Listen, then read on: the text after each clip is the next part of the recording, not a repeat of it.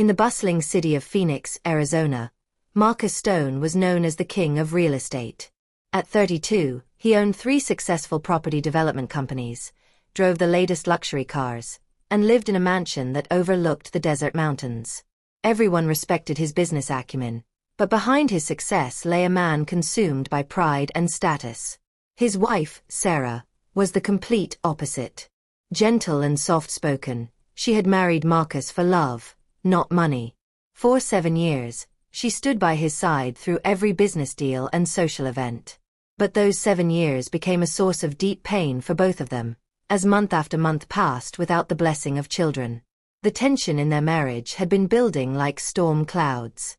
Sarah carried the weight of their childlessness like a heavy burden, praying every night and trying every doctor's recommendation. Marcus, meanwhile, grew more frustrated and bitter with each passing month. One evening, the storm finally broke. Marcus came home from a particularly stressful day at work, his jaw clenched and his patience worn thin.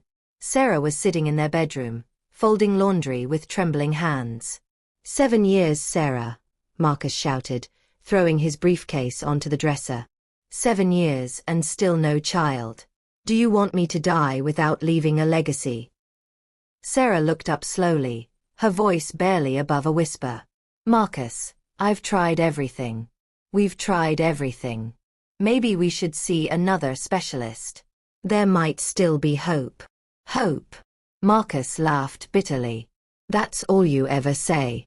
I'm tired of hope. My business partners ask about children.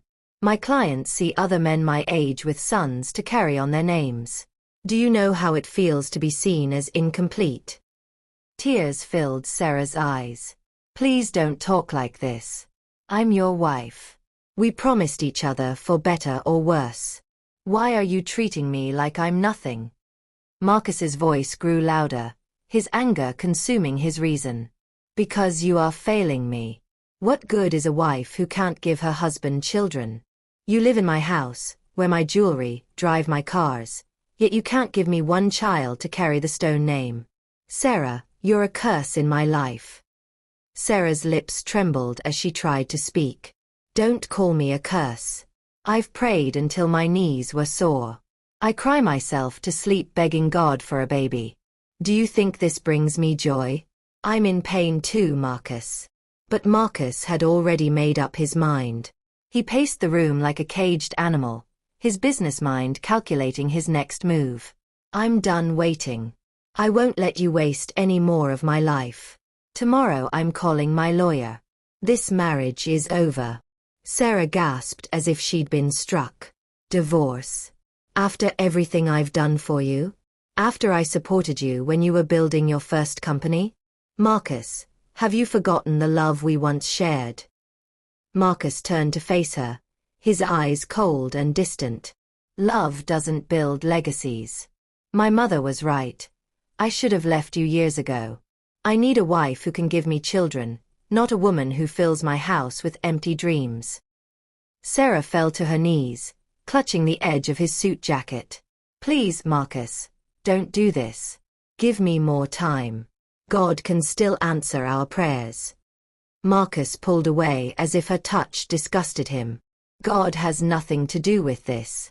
You're the problem, and I'm tired of pretending otherwise. Pack your things tonight. I want you gone by morning. The argument echoed through their sprawling home.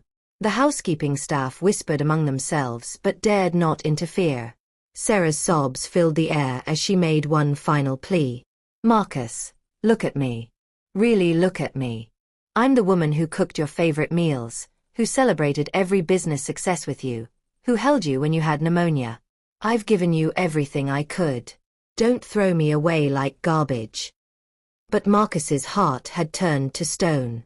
He picked up his phone and made a call right in front of her. Yes. Attorney Wilson. Prepare divorce papers immediately. Yes, she'll be gone by tomorrow morning. Sarah stared at him in disbelief. You already planned this? Marcus, how could you be so cold? Marcus looked down at her with no trace of the man who once promised to love her forever. Sarah, you're dead weight. I'm freeing myself from a mistake. If you have any dignity left, pack your things tonight. By morning, I don't want to see you in my house. With shaking hands, Sarah slowly stood and walked to their shared closet. She pulled out a small suitcase and began folding her clothes, each piece carrying memories of happier times. Birthday dinners, anniversary celebrations, quiet Sunday mornings, all now felt like lies. As she packed, Marcus stood watching with his arms crossed, his face showing no emotion. Not once did he move to stop her. Not once did his expression soften. Sarah finally zipped her small suitcase, her tears falling freely. She turned to him one last time, her voice breaking with pain and prophecy. Marcus, you will regret this decision. One day you'll see the truth. One day you'll understand what you've thrown away. But Marcus remained silent, looking away as if she were already a stranger. With slow, deliberate steps, Sarah walked out of their bedroom, her footsteps echoing on the marble floor. The house that had once felt like a loving home now felt like a prison of broken dreams. She passed the staff members who lowered their eyes, afraid to meet her gaze. At the front door, Sarah paused and looked back at the mansion she had called home for 7 years. Then she whispered to herself, I may be leaving with nothing but a suitcase, but I won't stay broken forever. My God will vindicate me. With that quiet declaration, Sarah stepped into the Arizona night, carrying her small bag and her wounded heart, but also nurturing a seed of hope that this wasn't the end of her story. Don't miss the next chapter where Sarah discovers a truth that changes everything. Like this video if you're already invested in Sarah's journey, and subscribe for next chapter where we'll see how she rebuilds her life and uncovers shocking revelations about her marriage. Sarah didn't know where she was going that night in Phoenix. She just kept walking, holding her suitcase close to her chest, the desert air cool against her tear-stained face. The city lights blurred through her tears as she replayed Marcus's cruel words. You're dead weight. I'm freeing myself from a mistake. Her friend Lisa lived in a modest apartment about 2 miles away. They had been college roommates at Arizona State University, and even though their lives had taken different paths, Lisa's door was always open. Sarah knocked gently, knowing it was nearly 10 p.m. Lisa opened the door in her pajamas, immediately shocked by Sarah's appearance. Sarah, what happened? Why are you crying? Is everything okay? Sarah couldn't speak. She simply collapsed into her friend's arms, sobbing uncontrollably. Come inside, Lisa said, pulling her into the small but warm apartment.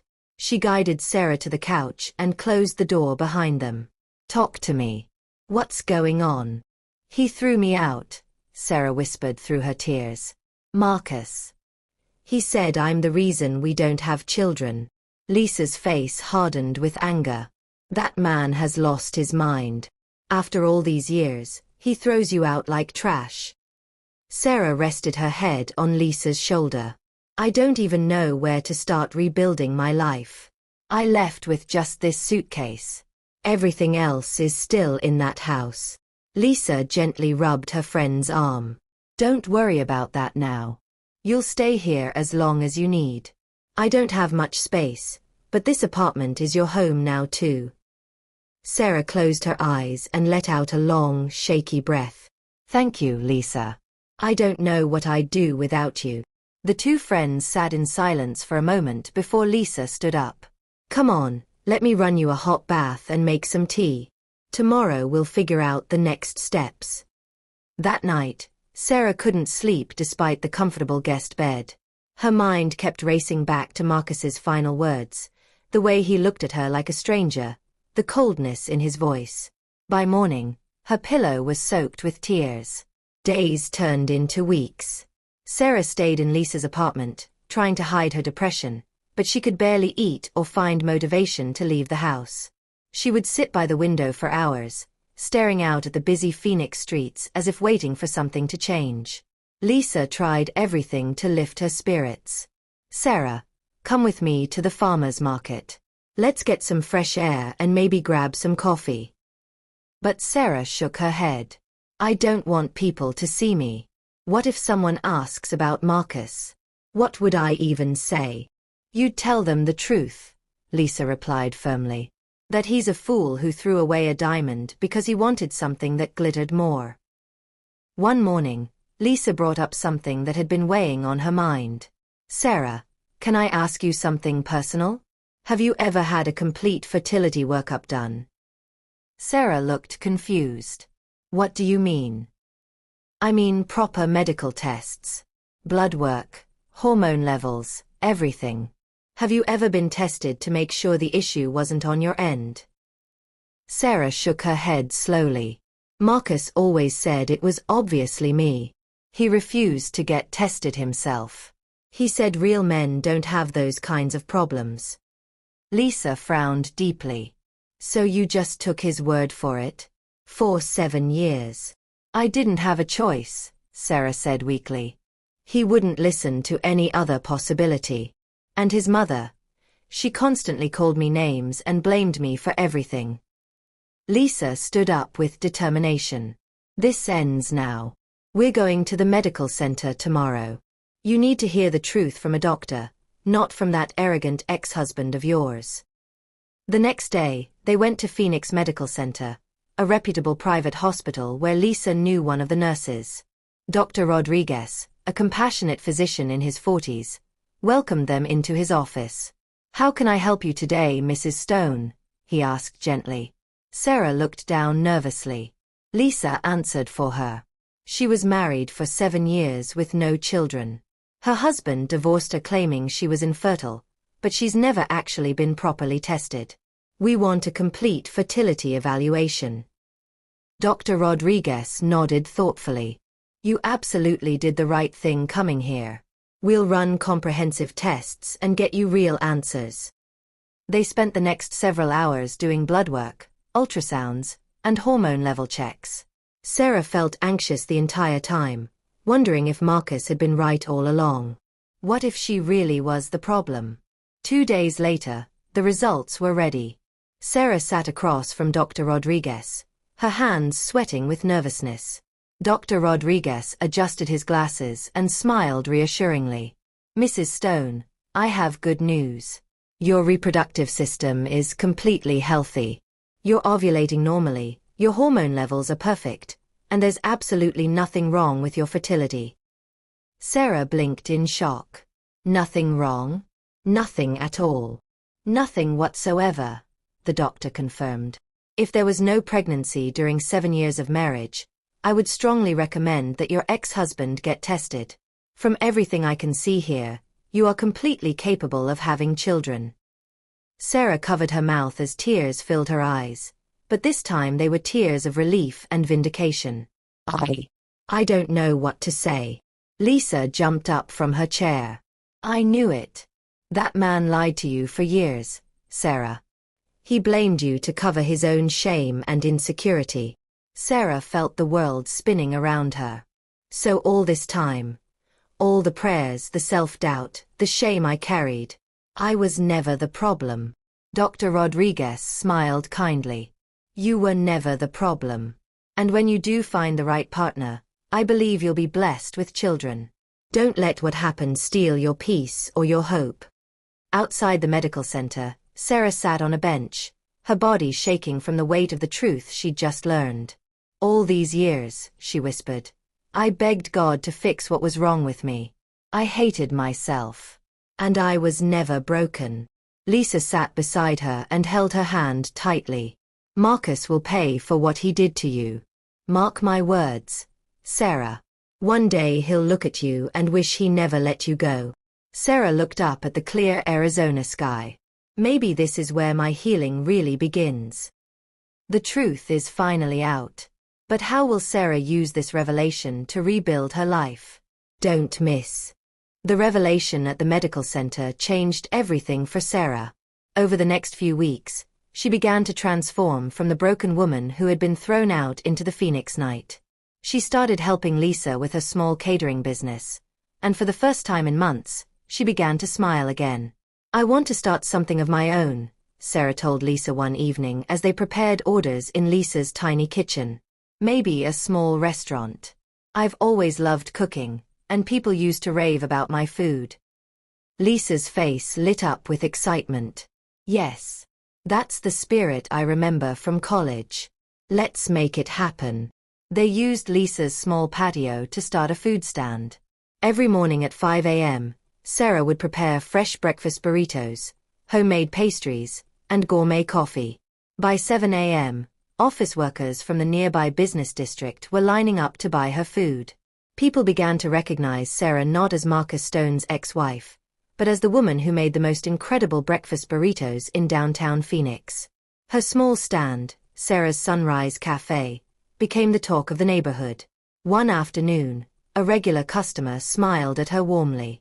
"Ma'am, I've got to say, you look different lately. There's something glowing about you." Sarah smiled genuinely for the first time in months. "Maybe I'm finally finding myself again." But even with these small victories, there were still difficult nights when the pain returned. One evening while cleaning up her stand, Sarah turned to Lisa. "Do you think he ever really loved me?" Lisa looked at her thoughtfully. "I think he loved the idea of you, and he definitely loved what you did for him. But real love doesn't throw people away when things get difficult." Sarah nodded slowly. "I just wish I hadn't wasted so many years believing his lies about me."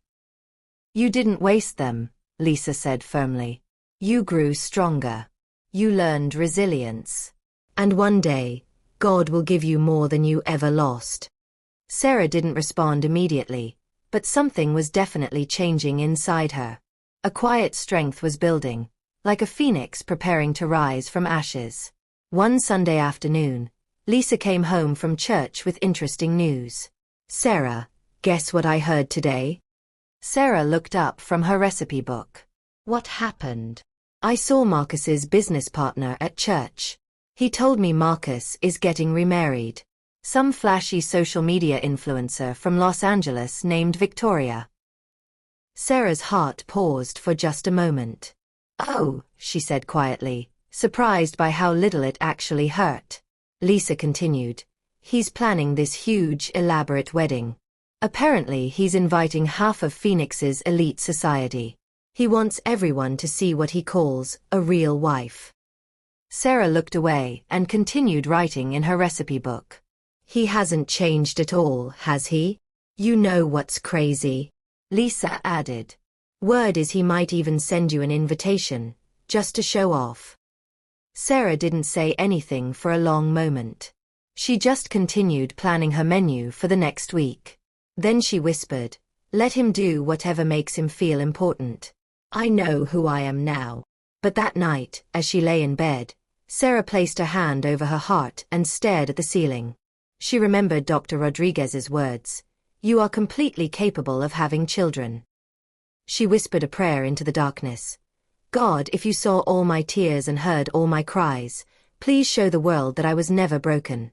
Show them the truth."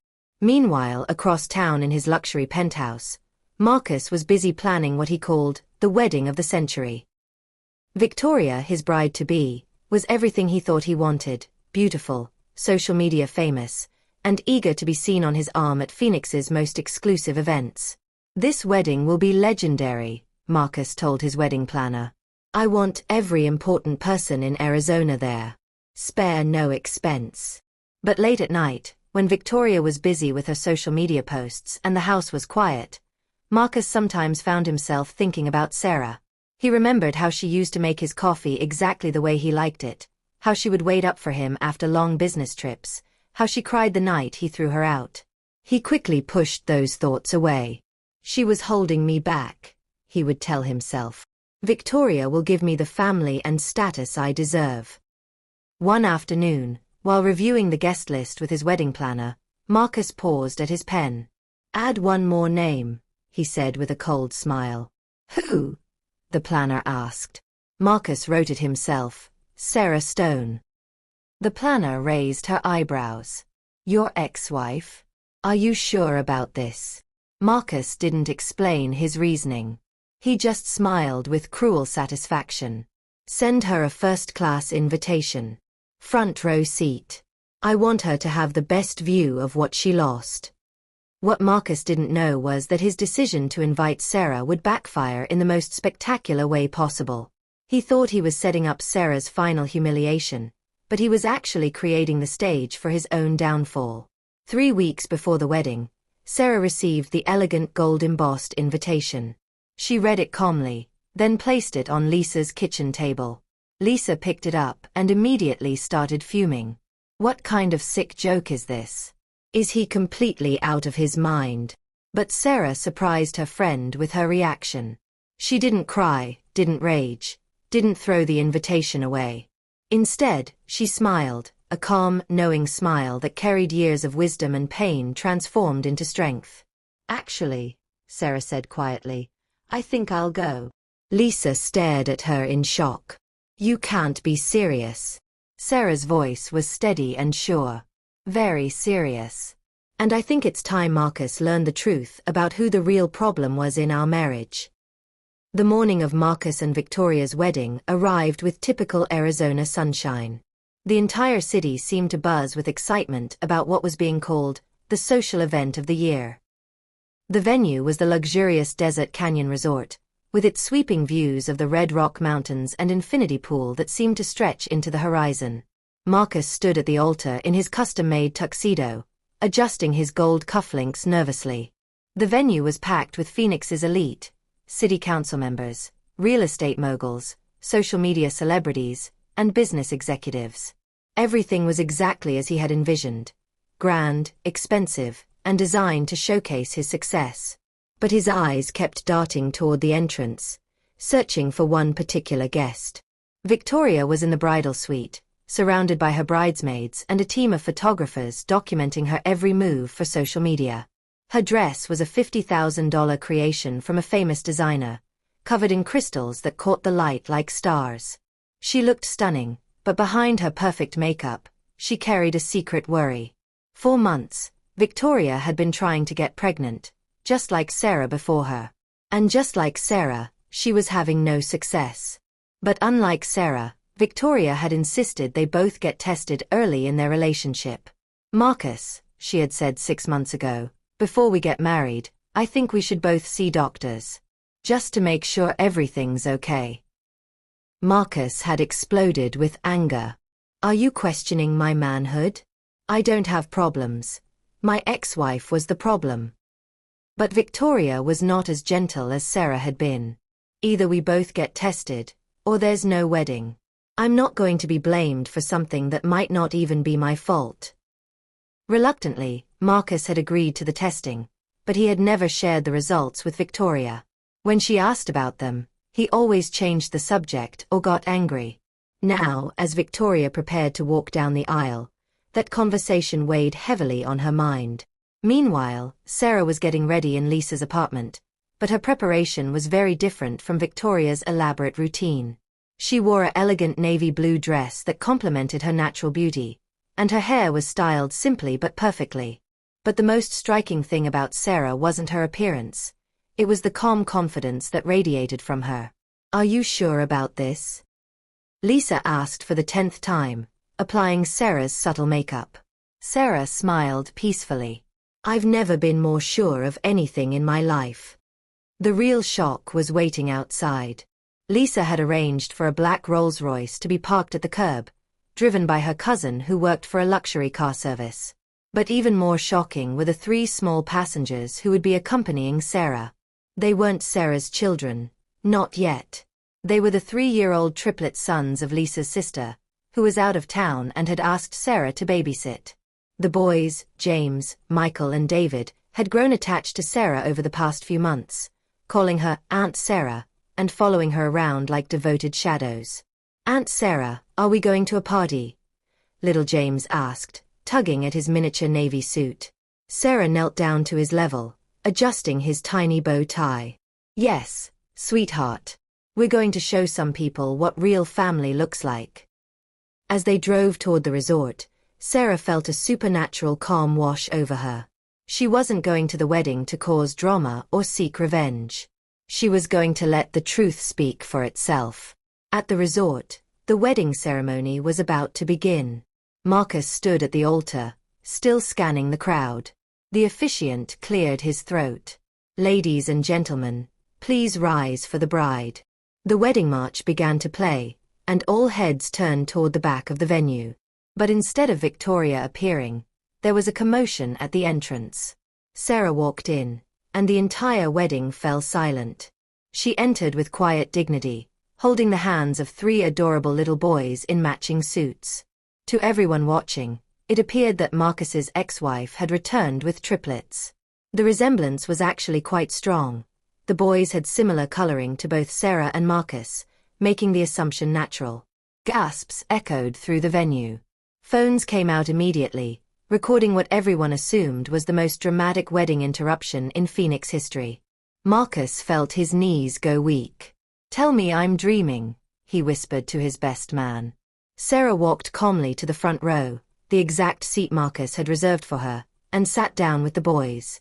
She smiled politely at the stunned crowd, then looked directly at Marcus with an expression of serene confidence. That's when Victoria finally made her entrance, but the mood had completely changed. She walked down the aisle in her crystal-covered gown, but everyone's attention was still on Sarah and the children. Victoria reached the altar and immediately noticed the tension. "What's happening?" she whispered urgently to Marcus. Marcus couldn't speak. He was staring at the boys, his mind racing with confusion and shock. The officiant, trying to regain control, cleared his throat loudly. "Shall we begin the ceremony?" But Victoria was no fool. She had noticed the children too, and she connected the dots immediately. "Marcus," she said, loud enough for the front rows to hear, "who are those children with your ex-wife?" The question hung in the air like a bomb waiting to explode. Marcus stammered. I don't know. She. Victoria's voice grew stronger. "You told me she couldn't have children. You told me that's why you divorced her. So whose children are those?" The wedding guests were now completely focused on the drama unfolding at the altar. This was better than any reality TV show. Sarah stood up slowly, still holding the boys' hands. In a clear, calm voice that carried across the silent venue, she said, "These beautiful boys remind me that family isn't just about blood, it's about love and commitment. Something I learned after my marriage ended." The implication was clear to everyone listening. Sarah had moved on and found happiness, while Marcus was still trying to prove something to the world. Victoria turned back to Marcus, her face flushed with anger and embarrassment. "You lied to me, didn't you? About the fertility tests." Marcus tried to reach for her hand. "Victoria, please, we can discuss this later." But Victoria pulled away. "No, we'll discuss it now, in front of everyone, since you've made our private business into a public spectacle by inviting your ex-wife to watch me marry you." She reached into her bouquet and pulled out a folded piece of paper. "I had my doctor contact your doctor, Marcus. Would you like me to read your test results to everyone here?" The blood drained from Marcus's face.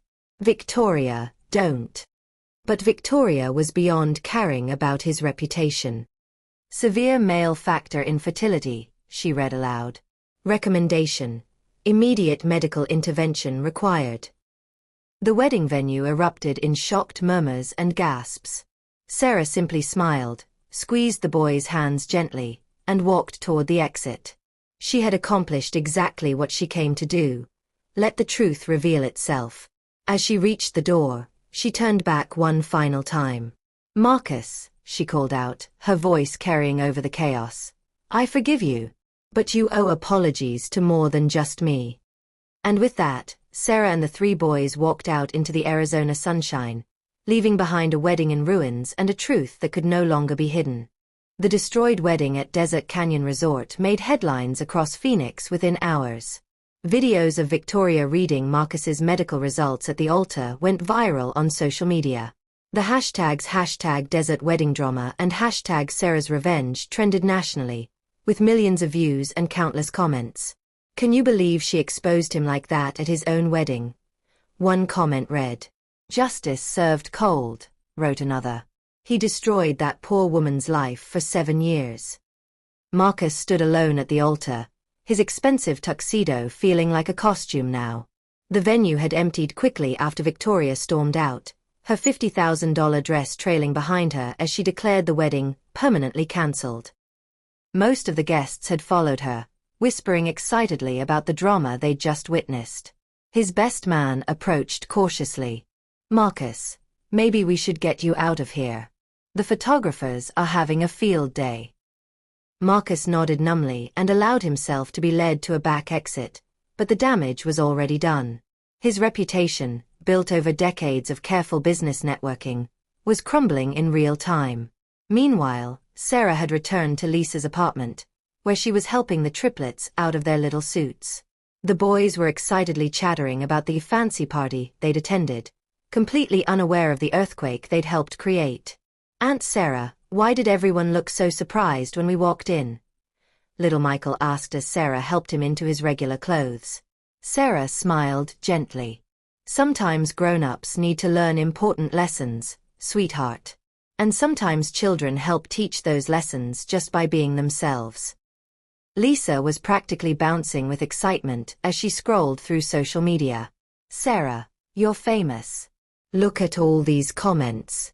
Everyone's calling you a queen for how you handled that situation." But Sarah seemed remarkably calm about the whole thing. "I didn't do it for fame or revenge," she said quietly. "I just wanted the truth to come out naturally." Over the next few days, the fallout continued. Marcus's real estate empire began to shake as investors and partners questioned his character. Several major deals fell through when clients decided they didn't want to be associated with the man who had publicly humiliated not one, but two women. Victoria had returned to Los Angeles, but not before giving an explosive interview to a Phoenix news station. "Marcus Stone lied to me about everything," she said, looking directly into the camera. "He destroyed his first wife's confidence and nearly did the same to me. The man needs serious help." The interview was viewed over 1 million times in the first 24 hours. Marcus found himself truly alone for the first time in his life. His penthouse, once the symbol of his success, now felt like a prison. He had lost his fiancée, his reputation, and the respect of everyone in his professional circle. One evening, as he sat in his empty living room, Marcus made a decision that shocked everyone who knew him. He drove to Sarah's neighborhood and waited outside Lisa's apartment building. When Sarah emerged to check her mail, she found him standing by his car, looking nothing like the powerful businessman she had once been married to. His hair was disheveled, his clothes wrinkled, and his eyes were red with exhaustion. "Marcus," she said calmly, not showing any fear or anger.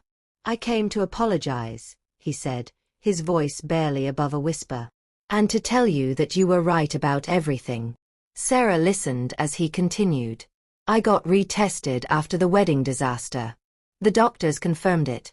I've had fertility issues for years, probably from an untreated infection when I was younger. All those years, Sarah. All those years I blamed you, and it was me. It was always me." Tears were streaming down his face now. "I destroyed our marriage. I destroyed your confidence. I made you believe you were broken when you were perfect. I'm so sorry." Sarah was quiet for a long moment. Then she spoke, her voice gentle but firm. "Marcus, I forgave you a long time ago. Not for your sake, but for my own peace." "I don't deserve your forgiveness," he said. "That's not for you to decide," Sarah replied. "But I want you to know something. I'm getting married next month." Marcus looked up in surprise. "Remember David Chen, the doctor who used to eat at my food stand? We've been dating for 8 months. He's kind, honest, and he loves me exactly as I am." Sarah's face glowed with happiness. "And we're expecting a baby." Marcus felt his knees nearly buckle. "You're pregnant." Sarah nodded, placing a protective hand over her still flat stomach. 12 weeks along. "Turns out Dr. Rodriguez was right. I just needed the right partner and the right circumstances." Marcus stared at her in disbelief. The woman he had called barren, the woman he had thrown away like garbage, was carrying another man's child. "I'm happy for you," he managed to say, and surprisingly, he meant it. "I hope you find peace, Marcus," Sarah said sincerely. And I hope you learn to love someone without trying to own them. As Marcus drove away that night, he understood that he had lost more than just a wife. He had lost the best thing that ever happened to him. 6 months later, Sarah gave birth to a healthy baby girl she named Hope. David Chen, her husband of 4 months, cried tears of joy in the delivery room. Lisa was there too, holding Sarah's hand and whispering prayers of gratitude. "She's perfect," David whispered, holding his daughter for the first time. Sarah looked at her baby and then at her husband, a man who had loved her enough to wait for her healing, who celebrated her strength rather than trying to diminish it, who saw her as a gift rather than a burden. Meanwhile, Marcus had started therapy and was slowly rebuilding his life. He had sold his mansion and downsized to a modest home. His business had survived, though much smaller than before. Most importantly, he was learning to find his worth in something other than status and power. One day, he sent Sarah a card with a simple message. "Thank you for teaching me what I was too proud to learn before. Congratulations on your beautiful family." Sarah read the card, smiled softly, and placed it in her memory box. Then she returned to feeding baby Hope, surrounded by the love she had always deserved but had finally learned to recognize and accept. As she rocked her daughter to sleep that evening, Sarah whispered, "You are proof, little one, that God's timing is perfect. When one door closes, He opens windows we never knew existed." The woman who had once been thrown away like she was worthless had discovered her true value. She had found not just love and family, but also the strength that comes from surviving betrayal and choosing forgiveness over bitterness.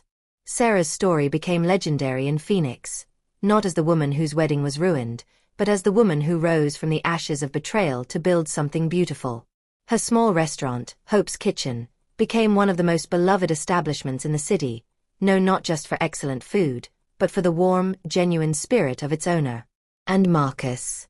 He learned the hardest lesson of his life, that true success isn't measured by what you can acquire, but by how you treat the people you claim to love.